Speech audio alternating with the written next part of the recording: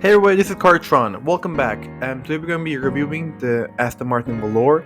This is Aston Martin's own birthday present for itself to celebrate 110 years of Aston Martin. And oh man, what a gift, am I right? This is most likely the best muscle car ever made, period. We have the best of Aston Martin F1 collab tech in here.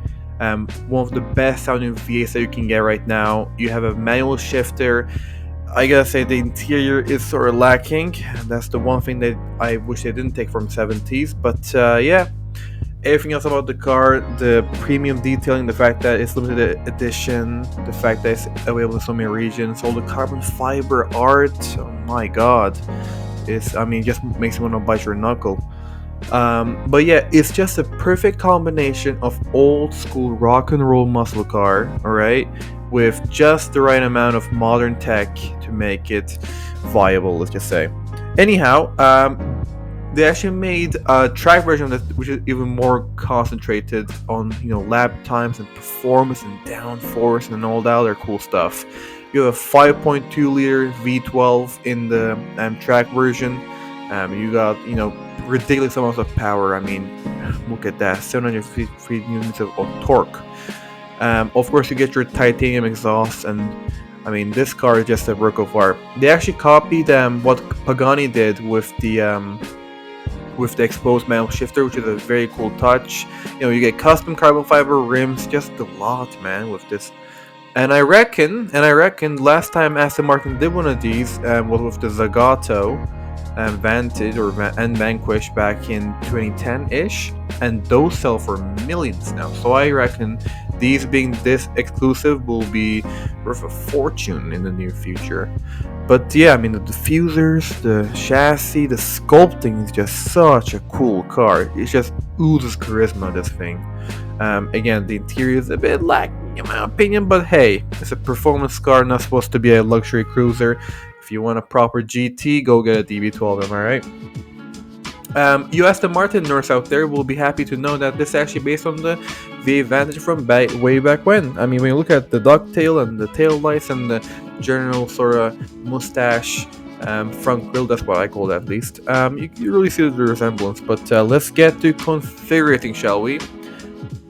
In this car, you can't actually pick any major mechanical components. It's all just colors and trim and shades and material for the most part. But I gotta say, this car in any color, in any angle, is just drop dead gorgeous, or handsome, I should say. I mean, it's so muscular looking. But anyhow, the paint selection, don't go for blacks and grays, for God's sake. This is supposed to be a nice heritage, old school rock and roll, as I said, muscle car. Don't go with something boring, alright guys? I mean, you could go for a very funky purple.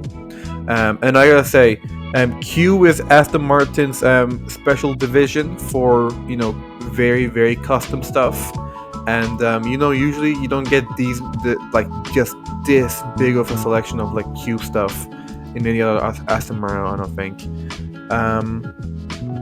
You've got a bunch of different greens. Obviously, you got the classic heritage green, yeah, the 1959 racing green and whatnot. And then they also have this beautiful verdant jade color, which is sort of like a holographic paint option, which is just fantastic looking. It's sort of a yellowy and a jadey. I mean, it's just so cool looking. In the rest, you got this Andromeda red color, which is again a fantastic option. It looks like stainless steel that's being burnt on the tip to change color, and it's a very, very special color. It's a bit daring. It's a bit out there, that's for sure. But you got your oranges and your bronze and your silvers and whites, which please don't go for these either. But yeah, you get a wide selection of different carbon fiber.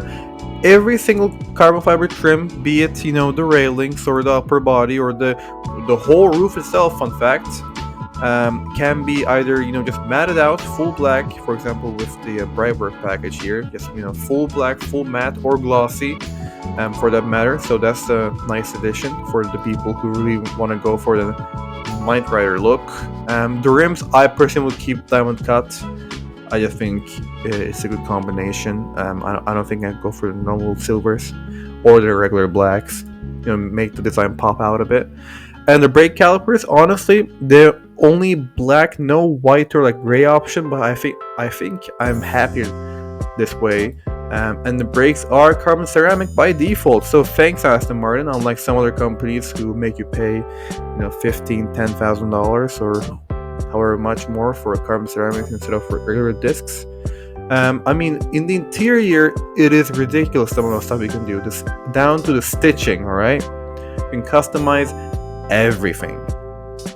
And look, there are not that many bad ways to spec this car. This video was mainly just to show you that, hey, look, this car is up for sale right now. You either buy it now or it's gonna be 2 million, 3 million, 10 years down the line. I'm not saying you should buy this car as an investment. Buying cars as an investment never goes well. Well, some of the time. But I'm just saying, if you want to get it, don't be late to the party, because it's ever fleeing, I suppose. One of my favorite options is definitely the walnut option for the dash and the shifter here. It just looks so authentic. I really like it. And the interior carbon fiber package comes standard. Thank you, Aston Martin. You got the whole deck here, just nice thread carbon fiber for you. Tread place, I'd honestly go for silver. I think the interior is already black enough with all the carbon. You might as well go for a little bit of silver. Aluminum pack. Just so much stuff. Look at this, all the different accent colors and stitching you can do. But yeah.